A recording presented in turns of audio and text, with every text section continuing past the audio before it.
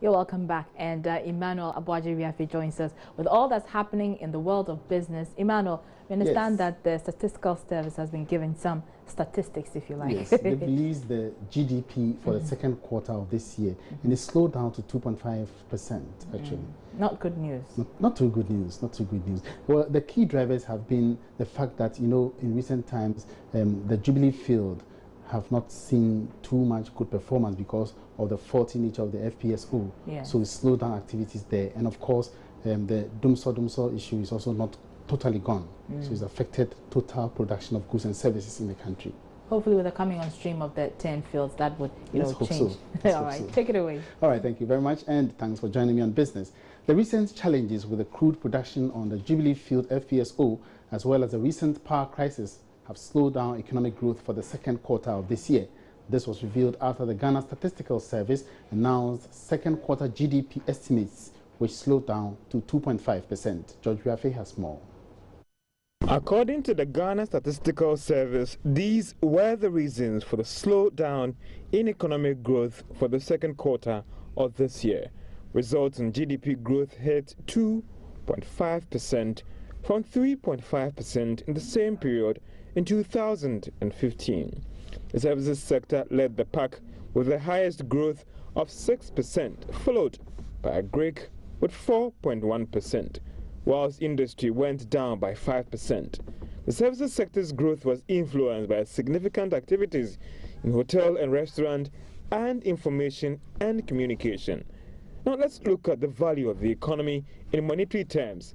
Well, according to the Statistical Service, the Ghanaian economy in monetary terms as of December last year was worth 138 billion Ghana cedis. Now when this amount is shared among the total population, everyone should get little over 5,000 Ghana cedis.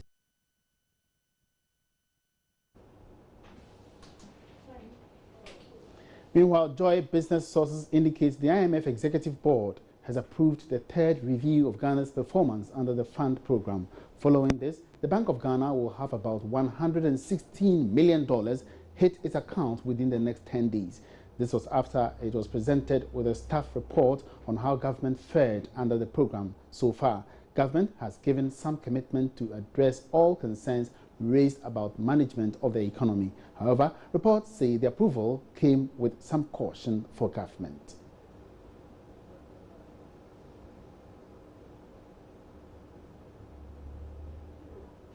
Now, workers of telecom company Expresso have picketed against management of the company over non-payment of salaries and failure to honor other financial obligations for the past 18 months. According to them, they have been denied their due under the collective bargaining agreement for far too long. Among their concerns include non-payment of salaries, non-payment of SNET contributions, and the non-payment of Provident Fund returns. There's more in this report.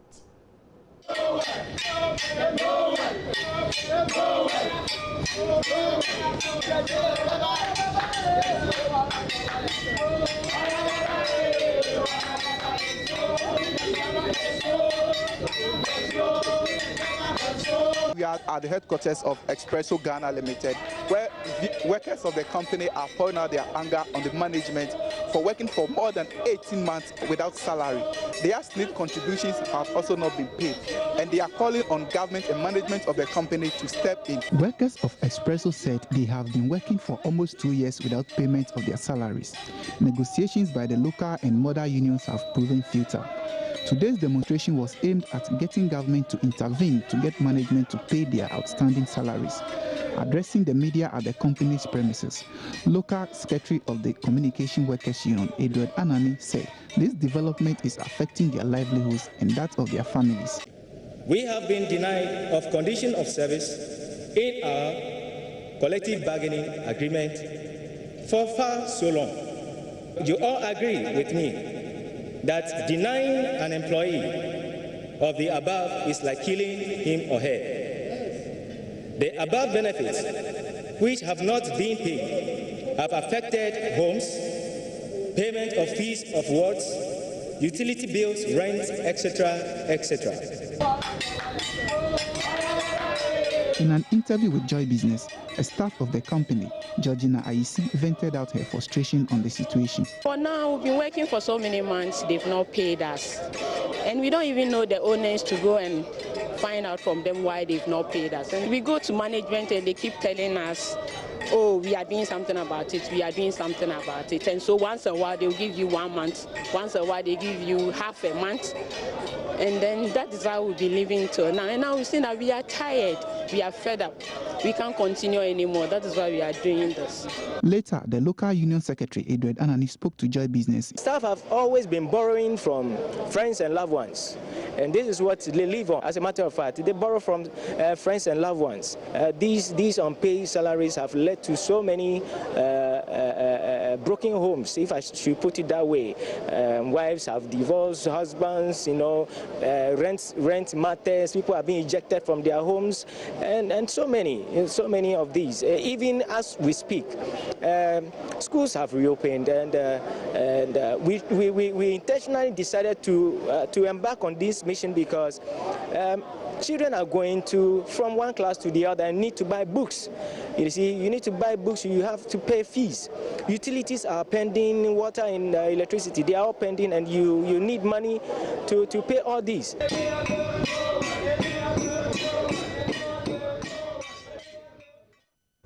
Earlier, management said they have been engaging workers in the last few days to avert the planned industrial action. This, however, failed to yield the desired results. More in this Business Desk report. Employees of Expresso Telecom have for some time now hung red bands and flags across vantage points at their head office premises in Abelempe here in Accra to register their concerns. Management has been engaging them in the last few days to dissuade them from carrying out the planned action. But one of the workers, also a national executive of the Communication Workers Union, Hildegard Ferguson Kreku, explains to Joy Business management's failure to duly respond to their grievances has compelled them to take this action. It's taken them so long, even for management, to come out to tell us that the company has been sold. Our mother union has written to management on several occasions, and it doesn't seem that they are even yielding to our demands. We've put on red bands for over a month now, and nobody is saying anything. And so there is no way today that management can stop us from doing whatever we've decided to do. Wives have left their husbands, people's children have left school, they've been sacked, people have been ejected. And if management can sit down on concern, well, we have board of directors that we don't even know. And management is telling us that they don't know the owners of the company. And when we decided to take on this strike action, that was when they asked maybe one of the board of directors to call us. And today ends the tolerance of everything. It is not a threat, it is a promise. The action by the workers is coming on the heels of the dwindling fortunes of the company, embroiled in controversial ownership issues which landed in courts. Madam Kreku also confirmed many of the company's offices across the country have been closed down, lending credence to reports that the company may be in crisis. As a result of our inability to function as a company, most of our offices in the regions have been closed down. Our operations are only in Accra, and even in Accra, we only have a few branches left. Aside demanding what belongs to us, we also want to know who are the new owners of this company, which it is alleged that Mr. Kwesi Pratt is the board chairman. Who are the board of directors? Who are the new owners? We demand to know. It is a right. Away from that, government says port revenue has started picking up a year after implementation of the national single window system. Deputy Finance Minister Mona Quartey revealed this at the inauguration of the Ghana Revenue Authority's electronic payment zone, also known as the E-Zone in Accra. The single window system was introduced in September last year to serve as a common platform for stakeholders to process documents and facilitate trade by reducing cost and time spent in import and export trade. The electronic payment zone forms part of the Ghana Single Window project. The payment zone is expected to facilitate payment of port charges and other services by exporters to the authority as Deputy Minister of Finance Munakorte explains. The important thing about the e-zone is that it gives integrated information so that at any point in time, any businessman who is doing business here knows where their goods are, knows what they must do, whether it's a certain document that they need to hand in or to process, but they know. For me, the important thing is that there's clarity on the process and on the system for doing international business.